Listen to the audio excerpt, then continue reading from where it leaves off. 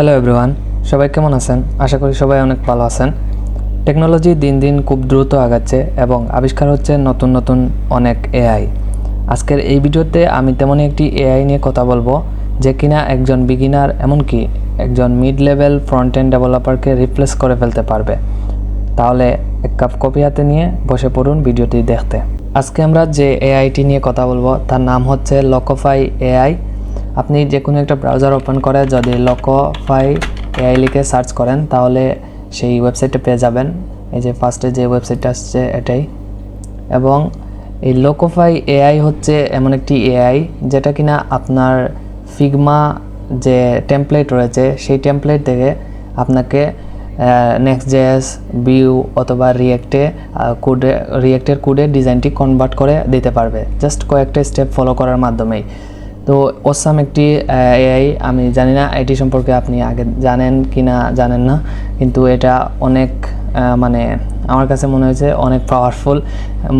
যারা বিগিনার রয়েছে, mid level রয়েছে, যারা একটু কমপ্লেক্স ডিজাইন দেখলে মানে ভয় পেয়ে যায়, তাদেরকে কিন্তু এই এআই রিপ্লেস করে ফেলতে পারবে। তো সেটার প্রমাণই আমি এই ভিডিওতে আপনাদের দেখাবো। তো আমি এই ভিডিওতে একটা টেমপ্লেট এই এআই এর মাধ্যমে কনভার্ট করে দেখাবো রিয়েক্টে, যেটা অবশ্যই এআই এই লকোফাই এআই নেক্সটজেস ভিউ এগুলাতেও কোড কনভার্ট করে দিতে পারে। তারপর ওই ফ্ল্যাটারেও কনভার্ট করতে পারবে আপনার ডিজাইনটা। তো এখানে আসার পর আপনি লগ ইন করতে হবে তাদের ওয়েবসাইটে, তা নাহলে আপনি কিন্তু এটা ইউজ করতে পারবেন না। তো আমি লগ ইন ক্লিক করলাম। তো আমি এখানে গুগল দিয়ে লগ ইন করে নিচ্ছি। আমি গুগলের উপর ক্লিক করলাম এবং এখান থেকে আমার একটি অ্যাকাউন্টের মাধ্যমে আমি এই ওয়েবসাইটে লগ ইন করে নিচ্ছি।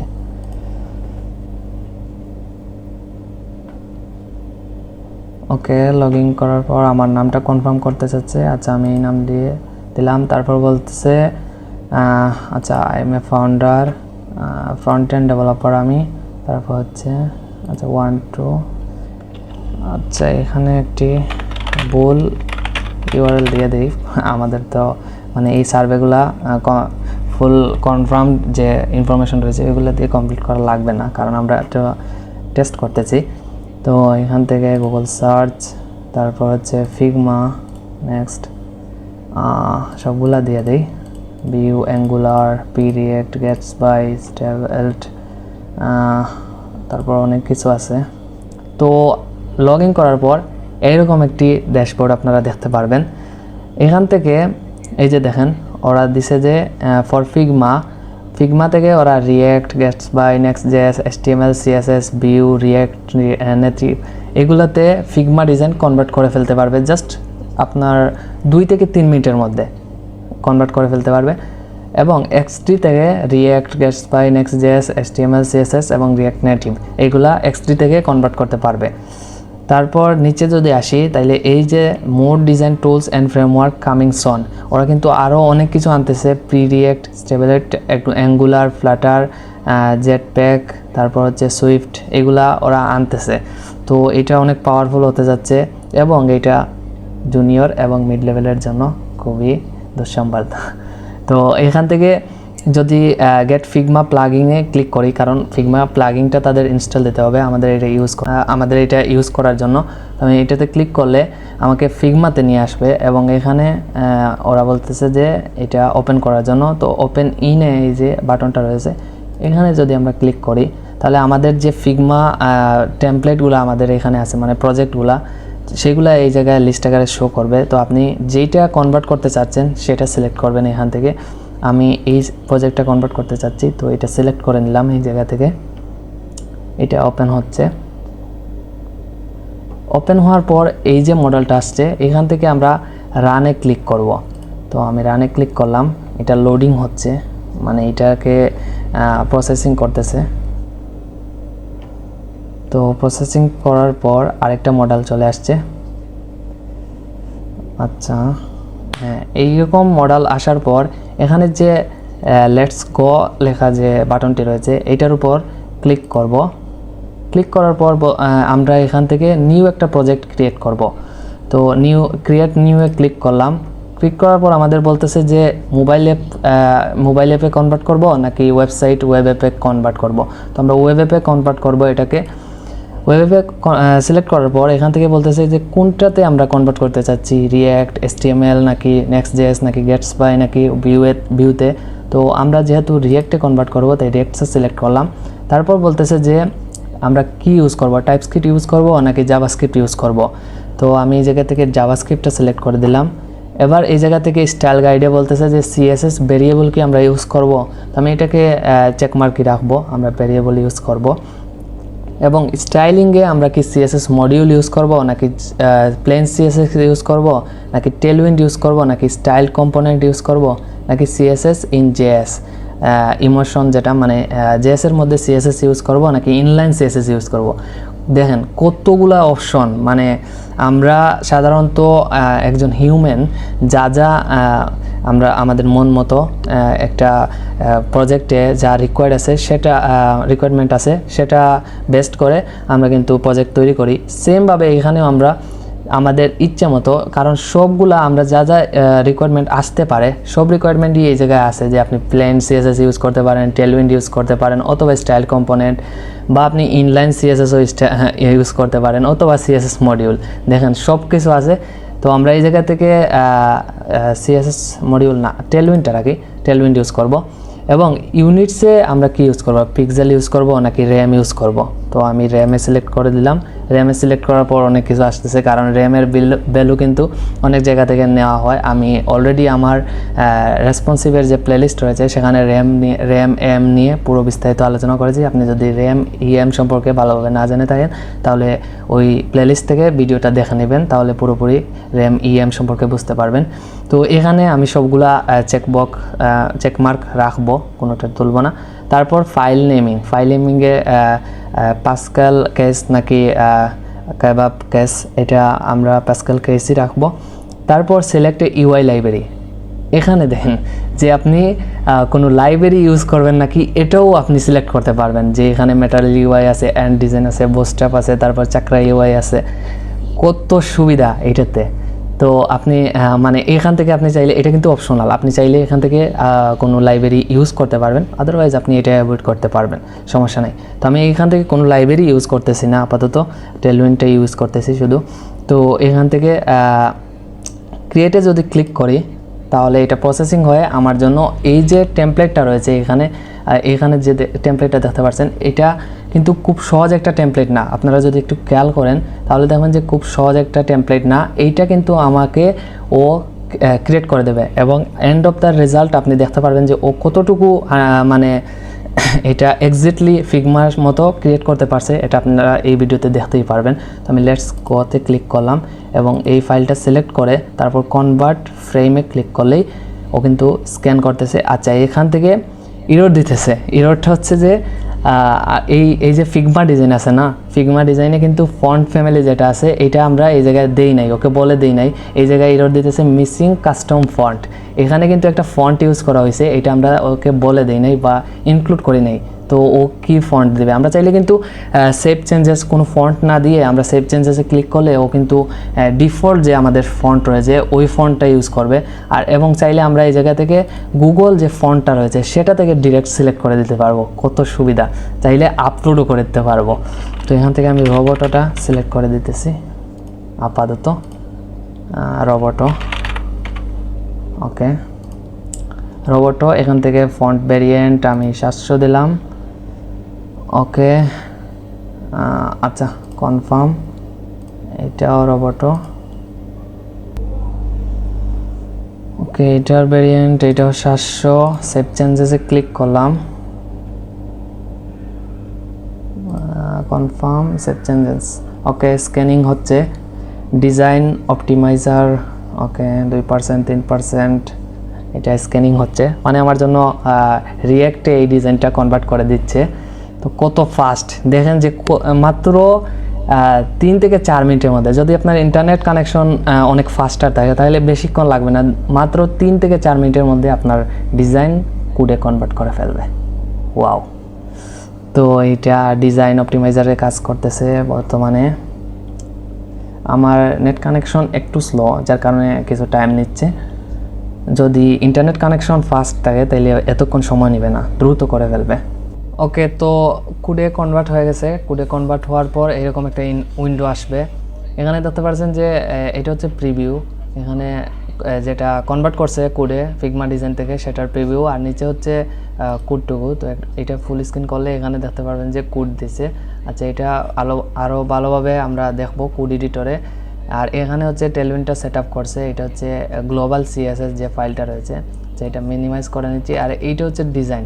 দেখেন যে আমাদের ফিগমা যেটা ছিল সেটা থেকে ফিগমা এক্স্যাক্টলি পিক্সেল পারফেক্ট যে ডিজাইনটা রয়েছে সেটা কিন্তু কনভার্ট করে ফেলছে কোডে, রিয়াক্টে। এত মানে এই যে ডিজাইনটা কিন্তু খুব সহজ ডিজাইন এমন না। এটা কিন্তু কিছুটা হলেও এটা কমপ্লেক্স, যারা বিগিনার রয়েছে তাদের জন্য, এমনকি মিড লেভেল কয়েকজনের জন্য এটা কিন্তু কমপ্লেক্স মনে হতে পারে। তো এই ডিজাইনটা মাত্র 2 থেকে 3 মিনিটের মধ্যে কনভার্ট করে ফেলছে রিয়াক্টে। এখান থেকে এই যে নিচের দিকে কন্টিনিউ ইন বিল্ডার, এটাতে যদি ক্লিক করি তাহলে বিল্ডারে নিয়ে যাবে, এবং এখান থেকে আমরা অল সিলেক্টেড ফ্রেম করে দেব। আর এখান থেকে স্ক্রিন পেজ এটা সিলেক্ট করব। আচ্ছা, স্ক্রিন পেজ, তারপর সিঙ্ক টু বিল্ডার এটাতে ক্লিক করব। এখান থেকে বিল্ডারে নেওয়া হচ্ছে প্রজেক্টটা, তো কিছু সময় লাগবে এখানে।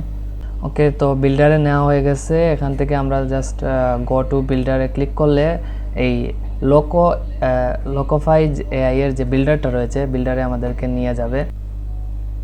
এটা লোড হয়ে গেছে। তো এখন এখান থেকে আমরা নেটলিফাইতে এটা ডিপ্লয় করব, প্লাস এই যে রিয়াক্টে যে কোডটা কনভার্ট করে দিছে ফিগমার থেকে সেই ফাইলটা জিপ ফাইল আকারে আমরা ডাউনলোড করব। তো এটা করার জন্য এই যে এদিকে নিচের দিকে যে দেখতে পাচ্ছেন সিঙ্ক, এক্সপোর্ট এবং ডিপ্লয় নামে একটা বাটন আছে, এটার উপর ক্লিক করলে এখান থেকে অপশনগুলো চলে আসবে। এক্সপোর্ট প্রজেক্টে ক্লিক করলে এখান থেকে আমাদের প্রজেক্টটা জিপ ফাইল আকারে ডাউনলোড হবে। তো আমি কনফার্মে ক্লিক করলাম, এখান থেকে জিপ ফাইল আকারে এই পুরো রিয়াক্ট প্রজেক্টটা ডাউনলোড হয়ে যাবে। তো এখানে প্রসেসিংয়ে একটু টাইম নিচ্ছে, একটু ওয়েট করি। ওকে, তো আমাদের জিপ ফাইলটা ডাউনলোড হয়ে গেছে। এখান থেকে ডান বাটনে ক্লিক করে দেব, এটা চলে গেছে। এখন এইখান থেকে আমরা নেটলিফাইতে এই প্রজেক্টটা ডিপ্লয় করব। তার জন্য এখানে ডিপ্লয় টু নেটলিফাইয়ে ক্লিক করব। নেটলিফাইটা কানেক্ট করতে হবে। তো নেটলিফাই, এখানে নেটলিফাইয়ে একটা টোকেন জেনারেট করে সেটা এই জায়গায় পেস্ট করে দিলে এবং সেই বাটনে ক্লিক করলে আমাদের নেটলিফাইটা কানেক্ট হয়ে যাবে এবং এই প্রজেক্টটা নেটলিফাইতে ডিপ্লয় করতে পারবো। তো আমি আমার নেটলিফাই অ্যাকাউন্টে চলে যাচ্ছি এবং এখান থেকে নেটলিফাইয়ের ইউজার সেটিংসে যেতে হবে। তারপর হচ্ছে অ্যাপ্লিকেশন।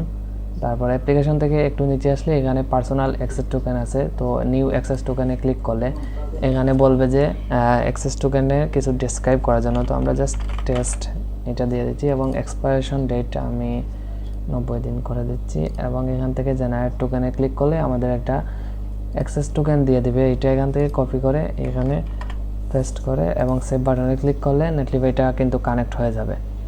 আমাদের নেটলিফাইটা কানেক্ট হয়ে গেছে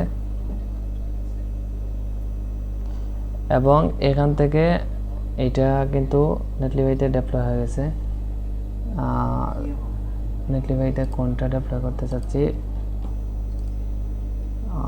ওকে, এটা কনফার্ম ডিপ্লয়মেন্টে ক্লিক করব। এবার ডিপ্লয়মেন্ট হচ্ছে, তো এটা নেটলিফাইতে ডিপ্লয় হচ্ছে।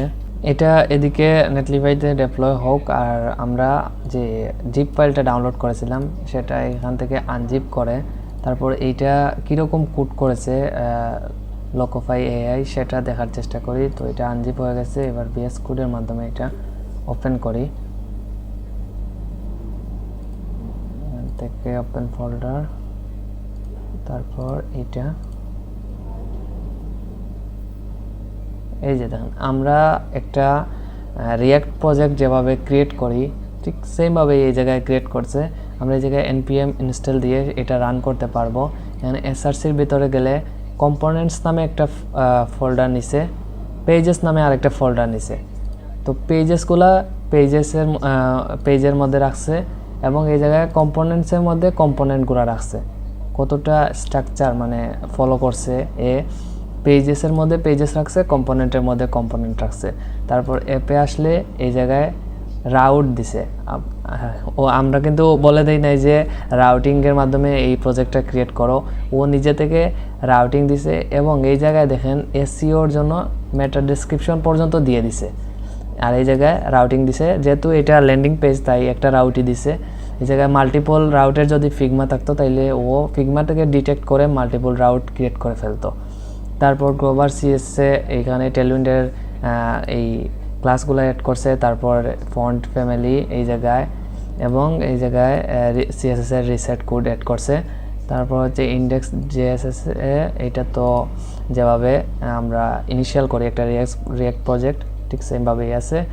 তারপরে এখানে হচ্ছে টেলউইন্ড কনফিগে আসলে এই জায়গায় টেলউইন্ড কনফিগে দেখেন যে কালারগুলা মানে বেশি ইউজ হয়েছে রিউজেবল, সেগুলো কিন্তু এই জায়গায় রেখে দিছে টেলউইন্ড কনফিগে আমরা যেভাবে রাখি ঠিক সেমভাবে এই জায়গায় কালারগুলো রেখে দিছে, এইখান থেকে কালারগুলো ইউজ করছে।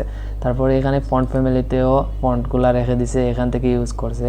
বর্ডার রেডিয়াস, তারপর ফন্ট সাইজ এখানে রেখে এখান থেকে ইউজ করছে, কোডের মধ্যে ইউজ করে নাই। তো এখন বুঝতে পারছেন যে এটা মানে কতটা স্ট্রাকচার ওয়েতে তৈরি করার চেষ্টা করে আমাদের প্রজেক্টটা। এখানে একটা কম্পোনেন্ট যদি ওপেন করি তাহলে এখানে দেখতে পাচ্ছেন যে কম্পোনেন্টের কোডগুলা ও টেলউইন্ড ব্যবহার করে করছে। এবং টেলউইন্ডে আমরা যে টেলউইন্ডের যে ক্লাস আছে সেটাকে যে ওভাররাইড করতে পারি, মানে আমাদের কাস্টম ভ্যালু দিতে পারি, সেও কিন্তু তার কাস্টম ভ্যালুটা দিচ্ছে। যখন যেখানে কাস্টম ভ্যালু লাগতেছে সেখানে কাস্টম ভ্যালু দিয়ে দিছে। তো এইটা মানে একজন হিউম্যান যেভাবে ক্রিয়েট করে ঠিক সেমভাবেই ক্রিয়েট করছে এই জায়গায়। মানে মোটামুটি একটা স্ট্রাকচার ওয়েতে একটা প্রজেক্ট ইনিশিয়াল করছে এই জায়গায়। আচ্ছা আমরা দেখি যে আমাদের এটা ডেপ্লয়মেন্ট হয়েছে নাকি না, ডেপ্লয়মেন্ট এখনো হয় নাই। আচ্ছা ডেপ্লয়মেন্ট কমপ্লিট হয়ে গেছে। তো ভিজিট সাইটে ক্লিক করি, দেখি যে সাইটটা ভিজিট করা যায় নাকি। ও সাইটটা ভিজিট করা যাচ্ছে, দেখেন এইটা হচ্ছে আমাদের ওয়েবসাইট। তো আচ্ছা এটা পুরোপুরি রিলোড হয় নাই, একটু রিলোড করে নিই, এটা সব কিছু চলে আসুক, ইমেজ যা কিছু আছে। তো এইটা হচ্ছে আমাদের ওয়েবসাইট। আর আমি যদি ফিগমা ওপেন করি, এইটা হচ্ছে আমাদের ওয়েবসাইট যেটা লোকোফাই এআই তৈরি করে দিছে আমাদের ফিগমা থেকে। আর এইটা হচ্ছে আমাদের ফিগমা। তো আপনারা একটু কম্পেয়ার করে দেখেন যে আমাদের ফিগমাতে যেরকম ডিজাইন রয়েছে ঠিক সেমভাবে এই লোকোফাই এআইকে আমাদের তৈরি করে দিছে এক্স্যাক্টলি সেমভাবে পিক্সেল পারফেক্ট সহ এটা ক্রিয়েট করে দিছে। তো আসলে এটা ডেস্কটপ এবং ট্যাবলেটের জন্য ও কিন্তু রেসপন্সিভ করে দিছে, কিন্তু মোবাইলে এটা রেসপন্সিভ হয় নাই। রেসপন্সিভ মানে মোবাইলের জন্য করতে পারে নাই, কিন্তু হয়তো সামনে মোবাইলের জন্য রেসপন্সিভ করে ফেলবে আমার যতদূর মনে হচ্ছে। মানে ওরা এই লোকোফাই এআই এর যে টিম রয়েছে তারা কিন্তু অনেক কাজ করতেছে এই লোকোফাই এআই নিয়ে। তো এটা আরও অনেক পাওয়ারফুল হবে আগামীতে। এটা ডেস্কটপ এবং ট্যাবলেটের জন্য যে টেমপ্লেটটি ক্রিয়েট করছে এই টেমপ্লেটটি আমাদের ক্রিয়েট করতে কিন্তু মোটামুটি 5 থেকে 6 ঘন্টা বা একদিনও কারো লাগতে পারে এই টেমপ্লেটটি ক্রিয়েট করতে। ও কিন্তু মাত্র 4 থেকে 5 মিনিটের মধ্যে এইটা আমরা যে টেকনোলজিতে চাইছি ওই টেকনোলজিতে ক্রিয়েট করে দিছে। আমাদের ইচ্ছা মতো ফ্রেমওয়ার্ক ইউজ করে সেটা তৈরি করতে পারছি। তো এখন আপনি নিজেই এটা মানে ভেবে দেখুন যে এটা কি আপনাকে রিপ্লেস করতে পারবে কিনা এই লোকোফাই এআই। এবং এটা কিন্তু আমাদের নিজেদেরই অনেক কাজে আসবে। আমরা অনেক সময় অনেক কাজ করার জন্য টাইম পাই না, মানে অনেক শর্ট টাইম পাই। তো এইটা কিন্তু আমাদের ডিজাইনটা পুরোপুরি ফিগমা থাকলে ফিগমা থেকে আমাদের যে টেকনোলজি আমরা ইউজ করতে চাচ্ছি ওই টেকনোলজিতে ডিজাইনটা কনভার্ট করে দিতে পারবে, এবং সেখান থেকে আমরা কাস্টমাইজ করে বাকিটুকু আমরা ম্যানেজ করতে পারবো। আমাদেরই অনেক কাজে লাগবে, প্লাস যারা অনেক বিগিনার রয়েছে, যারা মানে একটু কমপ্লেক্স কাজ দেখলে ভয় পান, তাদের জন্য এই এআই দুঃসংবাদ হতে পারে। তো এই ছিল আজকের ভিডিও। কমেন্ট করে জানিয়ে দিবেন যে এইটা কি আপনাকে রিপ্লেস করতে পারবে কিনা। তো ধন্যবাদ সবাইকে, ভালো থাকবেন, সুস্থ থাকবেন, আল্লাহ হাফেজ।